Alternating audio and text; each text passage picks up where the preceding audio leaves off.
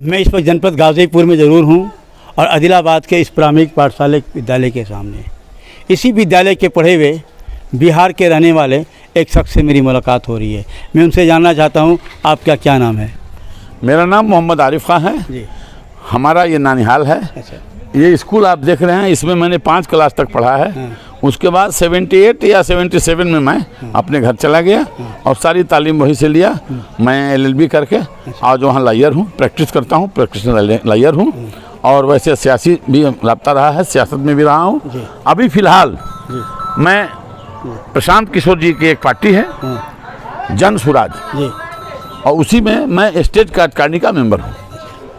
मैं ये जानना चाहता हूँ आपसे कि आप वहाँ प्रशांत जी के पार्टी में हैं और इस वक्त वोटर लोग जो वोट देने वाले हैं उनका रिन्यूअल हो रहा है, नए सिरे से बनाया जा रहा है, इस पर आपका क्या विचार है? देखिए, ऐसा है कि ये जो इलेक्टोरल रोल अमेंडमेंट किया जा रहा है, ये रिन्यूअल नहीं हो रहा है। इलेक्टोरल रोल जो 24 में इलेक्शन हुआ है उसको डिलीट करके नए सिरे से इलेक्टोरल रोल तैयार करना है। इसके पीछे भारत सरकार की एक बहुत बड़ी साजिश है। चुनाव आयोग भारत सरकार के इशारे पे चलता है और इसी के लिए बिहार में चुनाव हुआ था 2020 में, बंगाल में चुनाव हुआ 2021 में, अभी वर्तमान में चुनाव होने वाला है, लास्ट अक्टूबर या नवंबर में चुनाव होगा। तो अभी ये जो है यहाँ एक प्रैक्टिकल कर रहे हैं लोग, अभ्यास कर रहे हैं कि यहाँ अगर हम सक्सेस हो जाएंगे इसी फार्मूले को बंगाल में लागू करेंगे और ममता दीदी को सत्ता से बेदखल करेंगे। ये प्लानिंग के तहत हो रहा है। अब बताइए, मोदी जी जब बिहार में NRC की बात आई थी तो हमारे किसी भारतीय ने मोदी जी से पूछा कि भाई RTI से मांगा था कि आप अपना जन्म प्रमाण पत्र का हमें दिखाएं।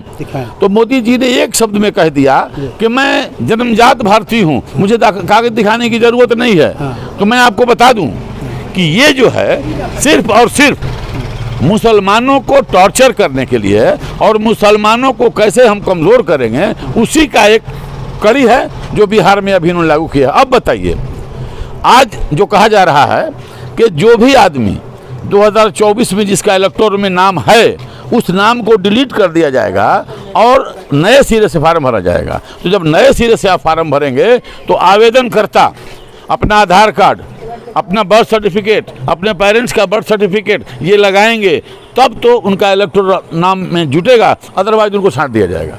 तो मैं पूछता हूँ आपसे कि ये आज तक, जैसा कि कुछ लोग कह रहे हैं सरकार के, कि अगर इलेक्टोरल रोल में आपका नाम नहीं होगा तो आपको राशन कार्ड से वंचित कर दिया जाएगा। तो राशन कार्ड और इलेक्टोरल रोल में फ़र्क है, क्योंकि इलेक्टोरल रोल में नाम उसका होता है जो 18 प्लस होता है, 18 ईयर्स कंप्लीट कर जाता है, उसका नाम इलेक्टोरल रोल में होता है। और बच्चा पैदा होता है 1 साल का, जब अन्न खाने लगता है तब से उसको अनाज मिलता है। तो 1 साल से 18 साल तक वो बच्चा नहीं खाएगा। आप तो कह रहे हैं कि अगर इलेक्टोरल रोल में नाम नहीं होगा तो उसका अनाज नहीं मिलेगा। तो इलेक्टोरल रोल की एक सर्टिफिकेट, एक योग्यता है। योग्यता ये है कि 18 ईयर्स कंप्लीट कर लिया।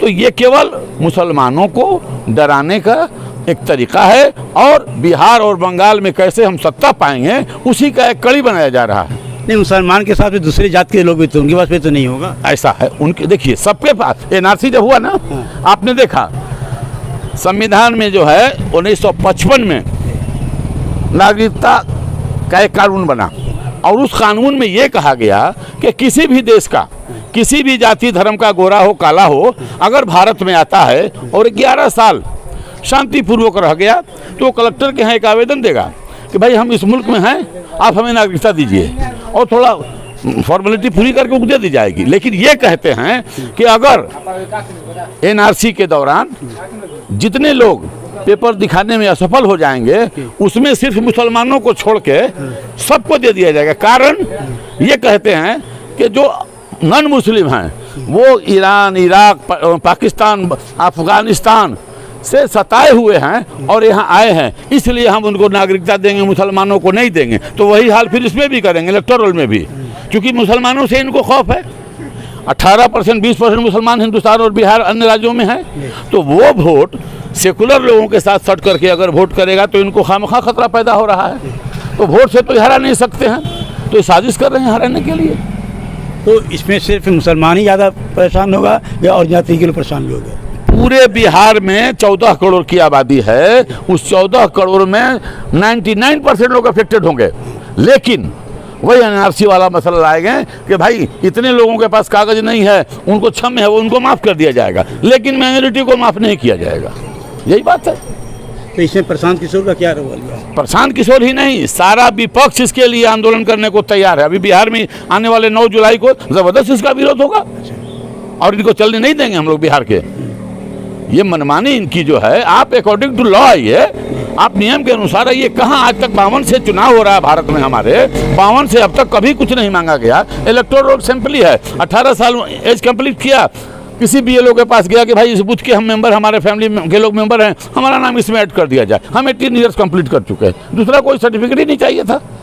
ये तो केवल सत्ता हासिल करने के लिए एक रास्ता अपनाया जा रहा है। भारत के आम लोगों के क्या संदेश देना चाहते हैं? भारत के आम लोगों, जो हमारे सेकुलर भाई हैं भारत के, सभी कट्टरपंथी नहीं हैं, जो आज भी सेकुलर लोग हैं, वो हर धर्म को साथ लेकर के चलने के लिए तैयार हैं और उनके साथ कदम में कदम मिलाकर चल भी रहे हैं और इसका पुरजोर विरोध भी कर रहे हैं। धन्यवाद।